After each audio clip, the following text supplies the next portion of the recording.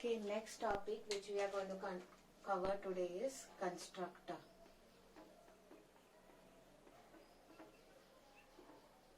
Yes, so constructor is used to initialize the state of the object. Okay, state of objects, and it is called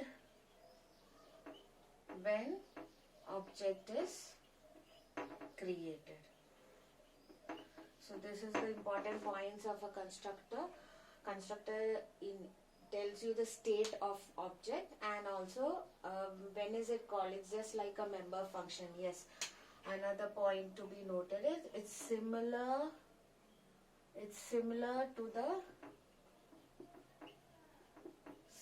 to member functions. So how is it similar? I'll show you in the other examples. So it's similar to member functions, and it initializes the state of the objects and called when objects are created. So when it's called when objects are created. So these are the important points that you'll have to note when you're talking about constructor. So example is, if I have a class called shape. Okay, so shape is the name of the class, and I have private members A and B. Clear? Fine. And I have public member,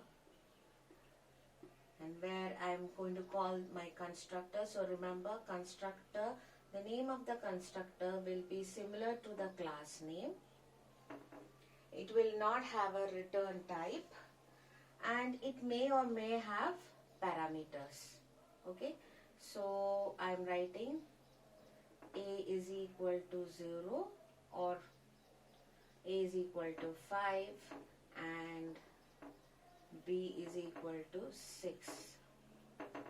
So let me close the class over here. Yes, and in my main function, int main, when I say, and I'm creating the object of the class shape, let S be the object. Okay, so what happens when this happens? When object is created, it will automatically call the constructor, and when it calls a constructor, A gets initialized to B, and so A gets initialized to 5 and B gets initialized to 6. So a constructor without parameters is called a default constructor.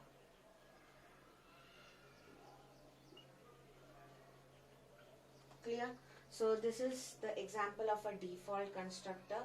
A constructor will have the name of the class. It will not have any return type.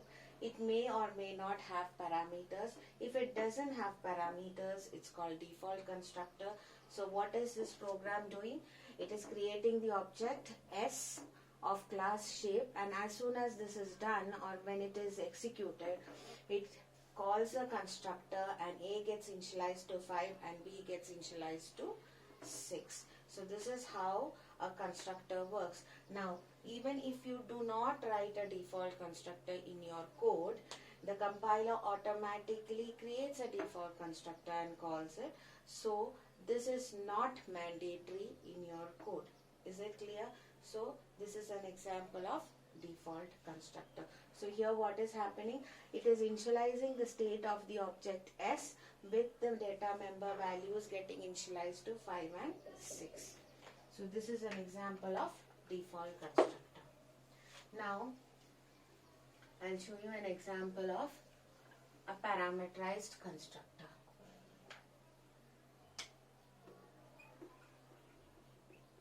So this is a default constructor wherein I'm initializing A equal to B and B is equal to 0.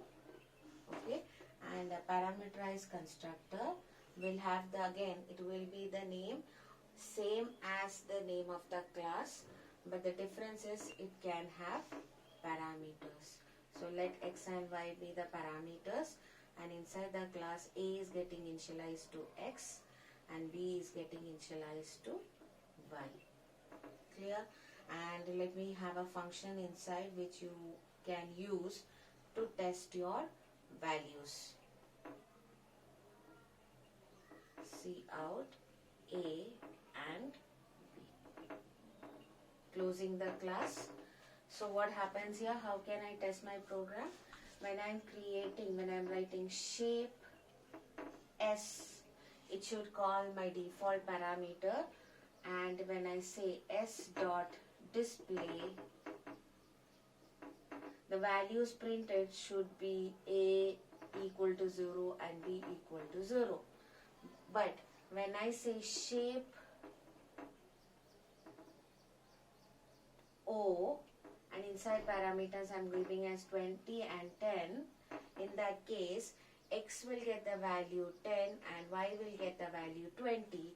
So when I called O dot display, it should display A is equal to 10 and B is equal to 20. So this is how a parameterized constructor works. So this is a default constructor. This is a default constructor.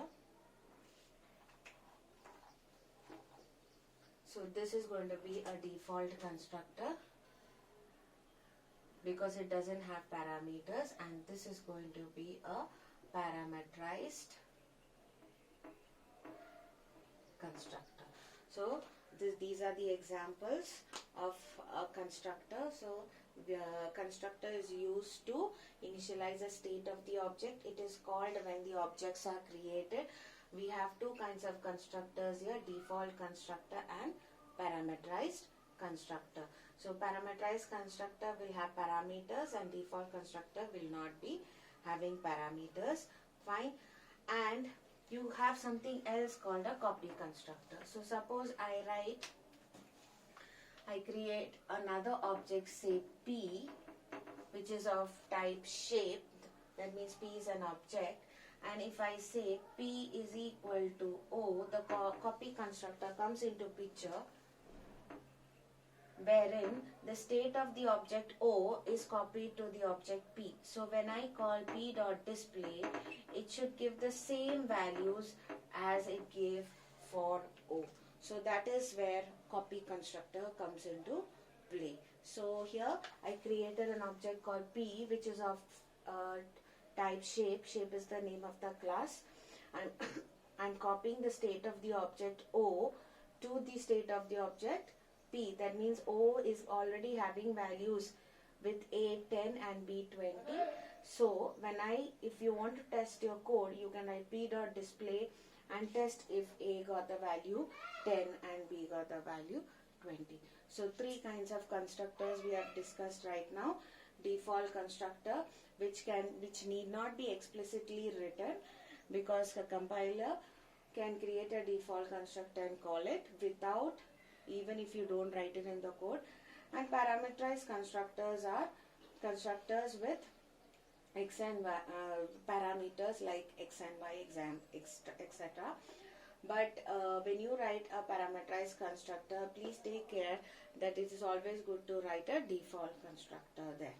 Fine. So when is a constructor called? Whenever you create objects. And this is an example of a copy constructor, where when it copies a state of the object to another object. I hope it is clear for all. Another example I would like to tell you is a constructor can be defined inside the class and outside the class. Clear? So if I have variables A, B, and I write public, and I'm writing shape,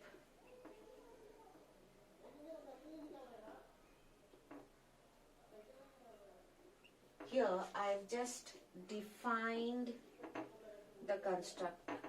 Sorry, I've just declared the constructor, but I've not defined it.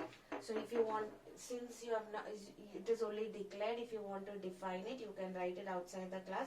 So in that case, you have to use a scope resolution operator, something like this. Shape is the name of the class. Scope resolution operator. This is the constructor. It should be exactly like the name of the class given. This is the constructor, and I'm writing A equal to B, or A equal to 0 and B is equal to 0 here. Clear? So this is how, when you, if you declare the constructor inside and you are writing it outside the class, that time you have to use a scope resolution operator. So this is the class name. This is the constructor declared inside your class. So constructor can be written inside or outside the class, just like a member function. Clear? And normally constructors are written with the access specifier public. Otherwise, it cannot be called outside the class when you create objects. So that is an important point to be noted. So I hope you all have understood constructor. So constructor, in short, it initializes the state of the object. How is it different from a member function is, constructor doesn't have a no return type. It's called when objects are created. Yes, and it can be, it need not be, it is not many, need not be explicitly